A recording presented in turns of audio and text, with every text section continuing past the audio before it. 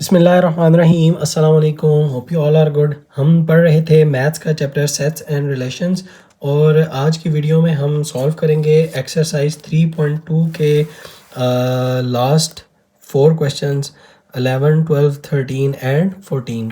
Short question के लिहाज से अगेन ये इंपॉर्टेंट क्वेश्चंस हैं। चलिए स्टार्ट करते हैं। हम देखते हैं क्वेश्चन नंबर 11। क्वेश्चन 11 है हमारे पास, there are 46 students in science group and 50 students in arts group. Find the number of students who are either in science or arts group. अच्छा, अब इसमें उसने बताया कि 46 स्टूडेंट साइंस ग्रुप में है, 50 आर्ट्स में है। अब क्लियरली शोज कि इनमें कोई ना कोई कॉमन नहीं है। क्यों? क्योंकि स्टूडेंट या तो साइंस ग्रुप में हो सकते हैं या आर्ट में हो सकते हैं। तो इसका मतलब ये दोनों के दोनों क्या हैं? डिसजॉइंट सेट्स हैं। अब मैं एस लिख देता हूँ for science, A for arts. और साइंस के अंदर थे 46 स्टूडेंट्स और आर्ट्स को पढ़ रहे थे 50 स्टूडेंट्स। अब उसने कहा जी find the number who are either in science and arts group, यानी N of S union A हमने फाइंड आउट करना है। और ये जो होगा हमारे पास एन ऑफ टोटल ही होगा, ठीक है। क्योंकि उसने ये नहीं कहा ये दोनों सेम है, ये आप याद रखिए, ये दोनों सेम ही हैं। उसने ये नहीं कहा कि कोई ऐसा स्टूडेंट भी है जो कि ना साइंस पढ़ रहा है ना आर्ट्स पढ़ रहा है। तो वो अगर होता तो फिर ये दो बराबर नहीं थे। उसने अब हमें क्लियरली बता दिया है, तो हमें कहा जी find the number of students, ठीक है। तो इस केस में हमारे पास वो डिसजॉइंट सेट्स के जो फार्मूला था वो आएगा, जो हमने पढ़ा था। फॉर एग्जांपल ये वाला, इसमें चूंकि कॉमन नहीं है तो N of A union B is equal to N of A plus N of B. और वैसे भी इन दोनों को मैं सम करूंगा बाय वन डायग्राम, जो हमने सीखा है कि वन डायग्राम के साथ आप सिंपल इन दोनों को ऐड कर लें तो मेरे पास तब भी N of S union A आ जाएगा। और जो अभी हमने एप्लीकेशन ऑफ सेट थ्योरी का फार्मूला देखा था वो दोनों सेम है, देखें। तो N of S union A will be equal to N of S plus N of A हो जाएगा। तो ये इक्वल टू हो जाएगा 46 प्लस 50। आप इन दोनों को ऐड करेंगे, you will get the answer 96। Yes, answer आ गया मेरे पास, N of S union A. ये मेरे पास हैं जी वो स्टूडेंट्स जो कि या तो साइंस ग्रुप या आर्ट्स ग्रुप में पढ़ रहे हैं। ये क्वेश्चन नंबर 11 था। ये एमसीक्यू में भी आ सकता है ये question. Now let's move to question number 12 हमारे पास, और वो है in a group of people 52 people can speak Arabic. 52 people जो हैं वो बोल सकते हैं जी अरबिक। के साथ साथ बनाता हूँ डेटा। क्वेश्चन नंबर है जी 12 और एन ऑफ अरबिक कितने बोल सकते हैं जी? 52। 112 can speak French. N of F French और 112 हो गया। How many can speak Arabic only? How many can speak French only? If 12 of them can speak both language, यानी उनका जो कॉमन है n of A intersection F जो है वो है मेरे पास 12, ठीक है। चलिए अब इनको हम ड्रॉ कर लेते हैं। कॉन्सेप्ट के लिए ड्रॉ करना बहुत ज़रूरी है, वो कहे या ना कहे आपका माइंड बिल्कुल क्लियर हो जाता है। इसका मतलब इनमें कुछ कॉमन भी था। अब मैं n of A for Arabic, F for French, common है मेरे पास 12, टोटल 52 है। तो 52 में से जब मैं ये 12 माइनस करूँगा तो मेरे पास 52 यानी टोटल थे, उसमें से 12 माइनस करूँगा तो मेरे पास आंसर आ जाएगा जी 40। तो मेरे पास 40 ऑलरेडी यहाँ से पता चल रहा है, सिर्फ जो अरबिक बोलेंगे वो 40 हैं और जो फ्रेंच वाले हैं वो थे 112, उसमें से 12 माइनस करूँगा तो मेरे पास 100 आ जाएगा। यानी एन ऑफ जो फ्रेंच होगा वो आ जाएगा मेरे पास 100। और how many people were in the group, तो सिंपल आप तीनों को ऐड कर लें, 100 प्लस 40, 140 प्लस 12, 152। ये तो आ गया मेरे पास with the help of Venn diagram. इसको सॉल्व करने का तरीका, अब इसको हमने थोड़ा सा थ्योरेटिकली एग्ज़ाम में भी दिखाना है कि ये हमने कैसे फाइंड आउट किया है।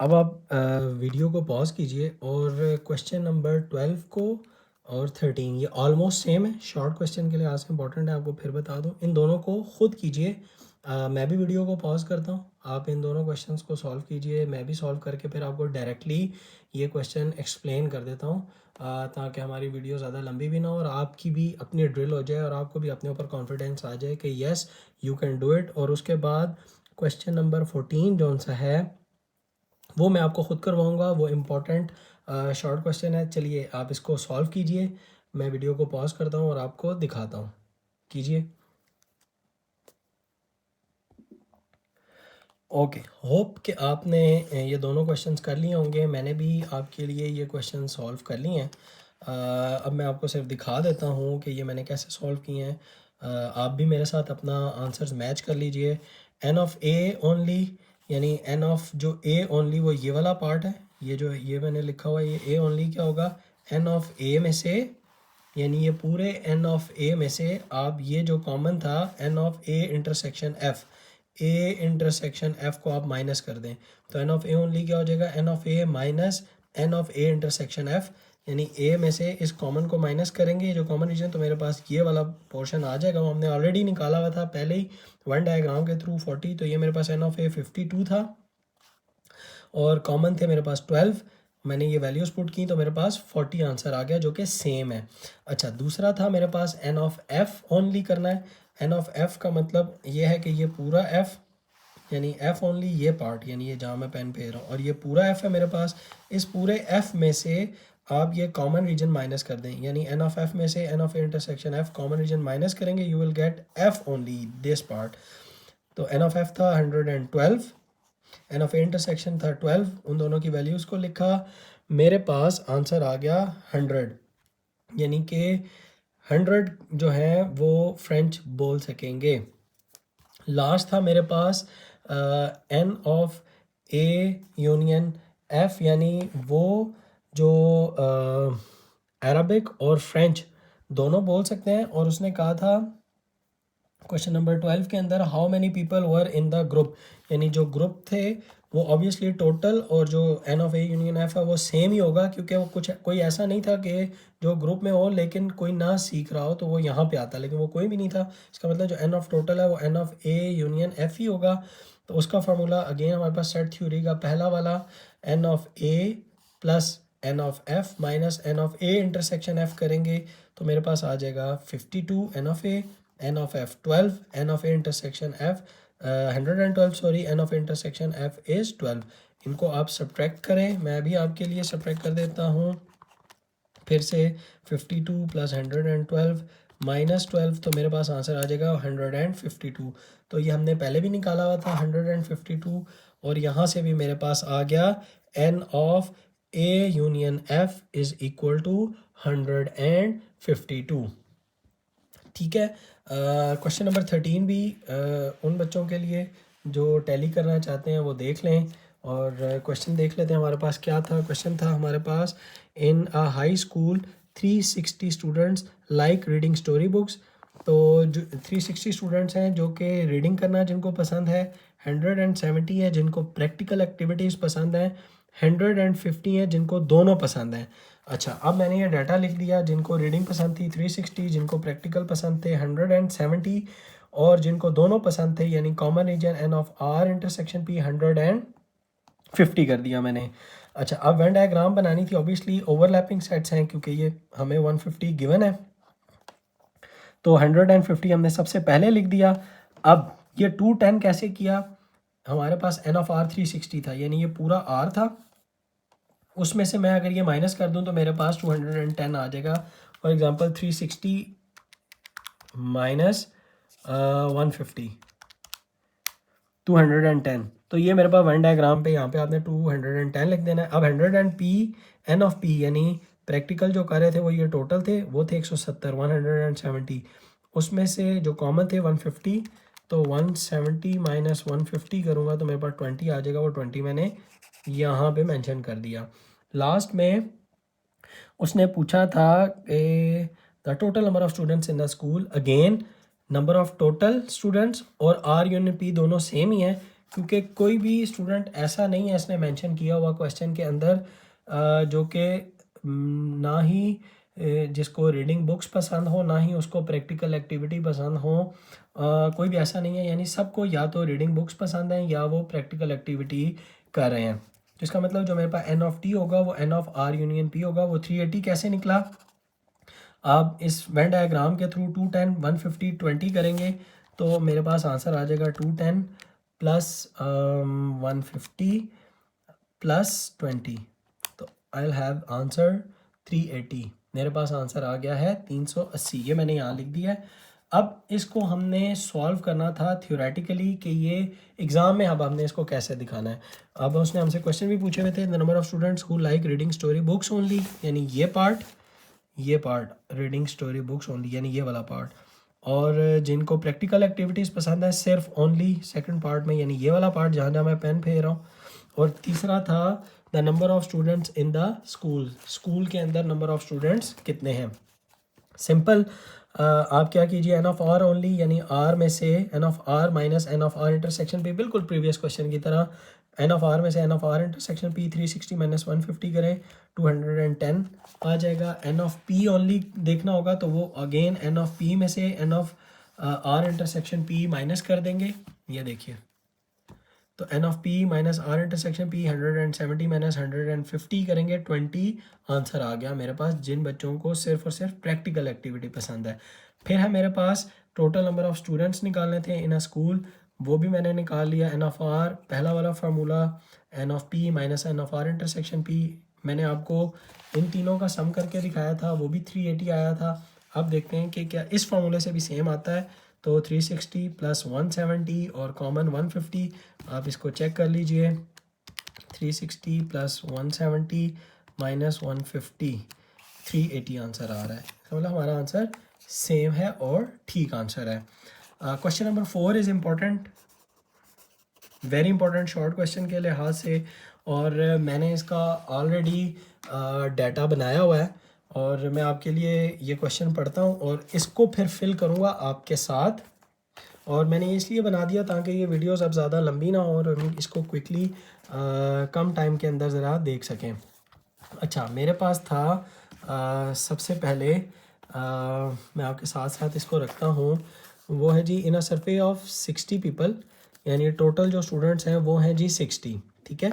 It was found that 25 people watch channel A देख रहे हैं 25, 16 watch channel B n of B is 16, 13 watch channel C 13 n of C is 13, channel जो है वो देख रहे हैं सी चैनल को 13 देख रहे हैं। अब ये जो एरो थे ना, इनका मतलब था कॉमन, यानी बी और सी, जहाँ पे ये आ रहा है एरो हेड, इसका मतलब ये है कि ये इनके इस रीजन के कॉमन है, इस चैनल के कॉमन है। सबसे पहले था 4 watch both A and B, A और बी जहाँ आ रहा है इसका मतलब ये इन दोनों के कॉमन है, ए और बी का 4। मेरा अपना स्टाइल है याद रखने का भी, इसको यहाँ पे भी चेंज कर लेते हैं, इंप्लीमेंट कर लेते हैं। 7 watch both B and C, 7 watch both B और सी का ये देखें ये है, ठीक है। नेक्स्ट है 8 watch both A and C, 8 watch both A, ये देखें ये ए पे है और इसका ये दूसरा सी पे, ये 8 आ गया। और 3 वॉच ऑल 3, यानी 3 पे देखें 3 है, ए बी और सी तीनों पे 3 है। और उसने कहा find the number of people who watch at least one of the channel, यानी इन तीनों का सम कह रहा है। एटलीस्ट वन का मतलब यह है कि n of A union B union C निकालें। तो जो 3 वाला ओवरलैपिंग का जो लंबा वाला फार्मूला था, बेसिकली लॉन्ग फार्मूला, वो आप यूज़ करेंगे। और उसने कहा also find the number of people who do not watch these channels, यानी यहाँ पे भी एटलीस्ट कोई नंबर आ रहा है। इसका मतलब मेरे पास जो एन ऑफ टी है 60, वो N of A union B union C नहीं है, क्योंकि यहाँ पे कोई नंबर है यहाँ पे। अब इसकी जो वेन डायग्राम होगी वो मुझे कुछ इस तरह से दिखेगी, क्योंकि इसमें तीनों के आपस में भी कॉमन थे और एक ऐसा रीजन था जिसमें सब के कॉमन थे। अगर आप इसकी वेन डायग्राम बनाना चाहें तो चलिए हम साथ साथ फिर वेन डायग्राम बना लेते हैं और फिर हम वो दो क्विकली सॉल्व भी कर लेते हैं। वेन डायग्राम अगेन कॉन्सेप्ट के लिहाज से बहुत ज़रूरी है, आपका बहुत अच्छा कॉन्सेप्ट बन जाता है। सबसे पहले आपने वो लिखना है जो तीनों का कॉमन है। तीनों का कॉमन आ गया मेरे पास 3, वो ये आ गया। ये वो जगह थी जहाँ पे तीनों का देखें कॉमन था। ये 3 आ गया। अब आप देखें, ये मैं 3 काट देता हूँ। ए और सी का कॉमन कितने थे? ए और सी में 8 थे। ए और सी में 8 थे, तो वो ये वाला रीजन है ना 8 वाला, जिसमें से ये 3 ऑलरेडी हो गए हैं, तो यानी ये आ जाएगा मेरे पास 5। ठीक है, इसी तरह ये भी काट देता हूँ। ए और बी में थे जी 4। ए और बी के टोटल थे, ए और बी के थे जी 4, यानी ये पूरा था 4, जिसमें से ये 3 हो चुका है, ये आ जाएगा 1। ठीक है, इसी तरह ये भी काट दिया। बी और सी के थे जी 7। बी और सी के 7 का मतलब था ये पूरा 7, जिसमें से 3 हो चुका है, ये आ जाएगा जी 4। इसी तरह आप ए बी और सी के ओनली भी लिख सकते हैं, और वो आपसे क्वेश्चन में चेंज करके ए बी और सी ओनली भी पूछ सकता है। ठीक है, अब इसमें ए के थे 25। अब आप क्या कीजिए, 25 टोटल है, यानी ये पूरा ए है, यहाँ से लेकर ये जहाँ जहाँ मैं पेन फेर रहा हूँ ये ए पूरा है। इसमें से 5 3 और 1 माइनस कर दें, यानी 25 में से 5 3 8 + 1 9 माइनस कर दें, तो 25 माइनस, ये मैं आपके लिए कर रहा हूँ, 25 माइनस 5 माइनस 3 माइनस 1, तो ये मेरे पास आ जाएगा 16। जो सिर्फ ए चैनल को देख रहे हैं वो 16 है। बी थे मेरे पास 16। 16 में से ये पूरा बी 16 है, जिसमें से 4 3 और 1 आप माइनस करें, 16 माइनस 4 माइनस 3 माइनस 1, तो मेरे पास आंसर आ जाएगा जी 8, यानी 8 वो हैं जो सिर्फ बी देख रहे हैं। ठीक है, और सी के थे 13। 13 ये पूरा है, यहाँ से यहाँ तक ये 13 है, उसमें से 5 3 और 4 माइनस कर दें, यानी 13 माइनस 5 माइनस 4 माइनस 3, तो मेरे पास आ जाएगा जी 1, यानी एक ऐसा है जो कि सिर्फ देख रहा है जी चैनल सी। ओके, अब जो उसने पूछा वो देख लेते हैं, ये तो था सिर्फ कॉन्सेप्ट के लिए। अब है हमारे पास जो कि तीनों को लाइक करें, वो होगा n of A union B union C is equal to हो जाएगा जी n ऑफ ए, अगेन लंबा वाला जो लॉन्ग फार्मूला था, n of B plus n of C minus n of A intersection B minus n of B intersection C, और minus n of A intersection C उनके common, और plus करना है तीनों का जो कॉमन था वो, plus n of A intersection B intersection C. Okay, अब ये आप डाटा यहाँ पे लिख दें। n ऑफ ए मेरे पास क्या था? n ऑफ ए था जी मेरे पास 25, और n ऑफ बी था मेरे पास 16, आपको नज़र आ रहा है? ओके, n ऑफ सी था मेरे पास 13, अब माइनस वाले n of A B, A और बी के कॉमन कितने थे? 4, minus n of B C, B और सी वाले कॉमन कितने थे? 7, minus n of A C वाले कॉमन कितने थे? 8, और फिर ये एन ऑफ ए सी के कॉमन आ गए। अब लास्ट में हमने ऐड करने हैं तीनों का, ए बी और सी का, और वो आ जाएगा जी 3। आप इसकी सारी वैल्यूज़ को ऐड करें और इनको सब्ट्रैक्ट करें, देखें आपके पास क्या आंसर आता है। ये आएगा 25 plus 16 plus 13 minus 4 minus 7 minus 8 plus 3, तो मेरे पास आंसर आ जाएगा 38। ये हैं number of A union B union C, यानी वो स्टूडेंट्स वो बेसिकली लोग जो कि तीनों में से कोई एक चैनल तो लाजमी देख रहे हैं।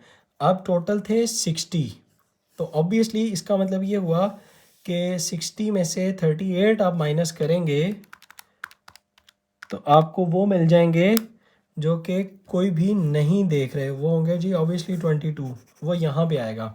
अब वो अब करके भी दिखाना है, और वो मैंने आपको बताया था कि आप इसका कॉम्प्लीमेंट ले लें, यानी n of A union B union C का कॉम्प्लीमेंट इज इक्वल टू होगा n of total minus n of A union B union C, तो इज इक्वल टू आ जाएगा जी 60 माइनस 38 इज इक्वल टू 22। तो मेरे पास आ जाएंगे वो लोग जो कि कोई भी एक चैनल नहीं देख रहे। अगेन ये कॉम्प्लीमेंट वाली बात दोबारा बता देता हूँ, ये n of A union B union C का होल कॉम्प्लीमेंट का मतलब होता है कि जो नहीं देख रहे, जबकि n of A union B union C का मतलब था कि एटलीस्ट उनमें से कोई एक भी लोग जो हैं कोई एक चैनल भी देख रहे हैं। अब ये वो होगा जो कोई एक भी नहीं देख रहे, ठीक है। तो ये था कॉम्प्लीमेंट लेने का तरीका। इस तरह से अल्हम्दुलिल्लाह हमने अपनी Venn diagram, application of Venn diagram, application of set theory का आज की एक्सरसाइज हमने कंप्लीट की। अगर आपके कोई क्वेश्चंस हैं तो कमेंट में लिख दीजिए, मैं इंशाल्लाह आंसर कर दूंगा। वीडियो को लाइक कर दें, अपने दोस्तों के साथ शेयर कर दें और मज़ीद कॉन्सेप्ट्स के लिए चैनल को सब्सक्राइब कर दें। मिलते हैं नेक्स्ट वीडियो में। अल्लाह हाफिज़।